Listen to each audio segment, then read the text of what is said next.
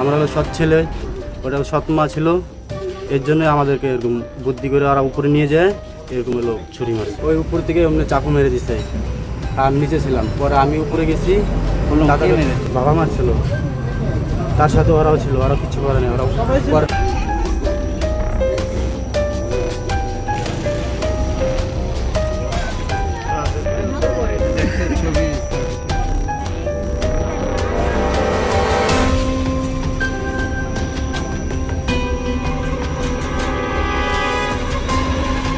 জমি বিবাদের জেরে পিতার হাতে পুত্র খুনের ঘটনায় উত্তেজনা ছড়ালো।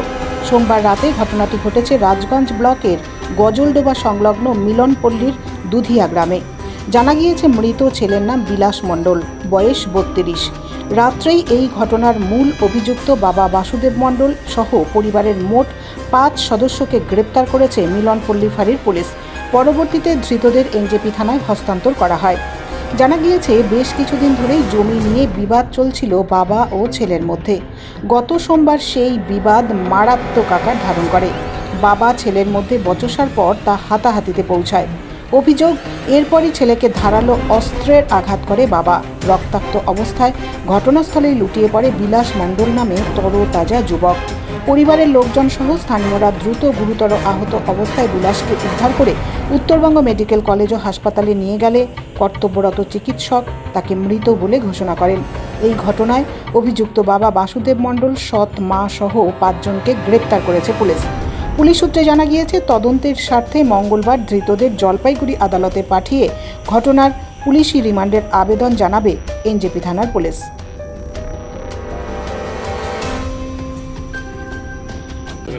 ওদিক ঘুরতে গেছিলাম, মাঠে ওদিক ছিলাম।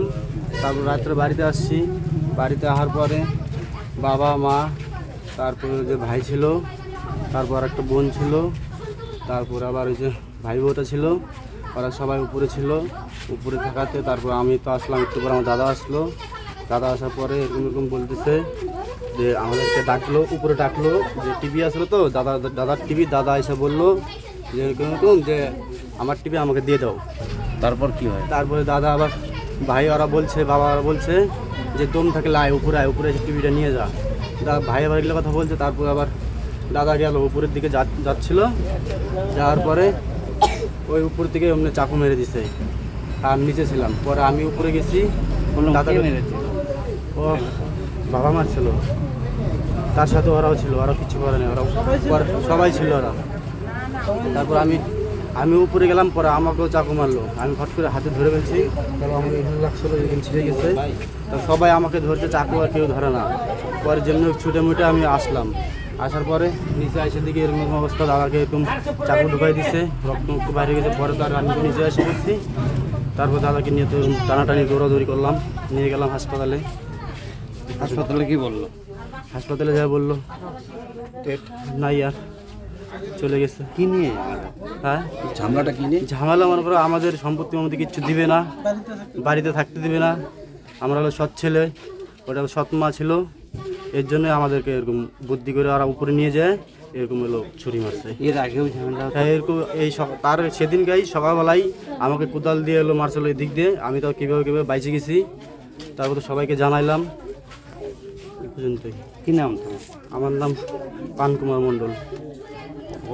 হ্যাঁ, কে? শ্বশুরে। কিসের জন্য? ক্যাচাল করে জমি জায়গা নিয়ে। এর আগেও কি ঝামেলা? হ্যাঁ, অনেক দিন ধরে ঝামেলা চলতেছে। কালকে কি হয়েছিল? কালকে ওই জমি জায়গা নিয়েই লাগছে। কটার সময়? রাত 9টার দিকে লাগছে ক্যাচালটা। আর মারটা হচ্ছে 10টা। ও এদিক থেকে দৌড়িয়ে গেছে, ওদিকে গেছে তো।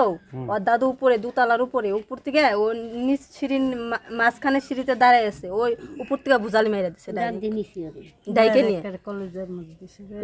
বাবাই? হ্যাঁ, বাবাই ছেলেকে মারছে? হ্যাঁ। আপনার কি স্বামী? কি নাম? পূর্ণিমা মণ্ডল।